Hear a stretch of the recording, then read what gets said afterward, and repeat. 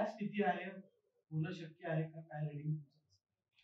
हे पहा असं पण देशभर जर बघितलं तर भाजपाची परिस्थिती दक्षिणेकडे तर अत्यंत केविलवाणी आहे. तुम्हाला सगळ्यांना माहित आहे की यांच्या ताब्यात एकही राज्य नाहीये.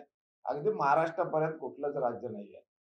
राहिलं 2-3 राज्य त्यांच्या ताब्यात आहेत. छोटी-छोटी बाकीची राज्य त्यांच्या ताब्यातनं गेलेली आहेत. दिल्ली गेलं, पंजाब गेलं, अशी अनेक राज्य गेलेली आहेत. आता ते जे काही सांगतायत ते केवळ मोदीची गॅरंटी हे काही खरं नाहीये.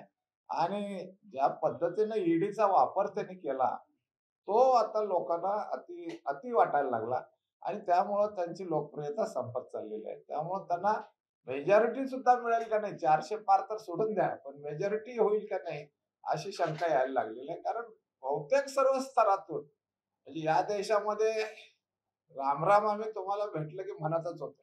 पण जय सियाराम म्हणायचं आणि ते एखाद्या मुस्लिम बंधूला मार नाहीतर त्याला हाणणार, मारणार, हे जे चालू झालं, हे अत्यंत वाईट झालं असं मी सांगतो, की हा जो काही सहृदयपणा होता, बंधुभाव होता किंवा सर्व जाती धर्माचे लोक या देशामध्ये आज हजारो वर्ष एकत्र नांदतायत आणि ते तुम्ही आता इतकं टोकाला आणून ठेवलं तुमच्या मतासाठी, तर हे कोणालाही पसंत नाहीये आणि त्यामुळे बहुसंख्य लोक जे आहेत आता बहुजन समाज ज्याला आपण म्हणतो, तो बहुजन समाज हा बीजेपीच्या विरोधी गेलेला आहे.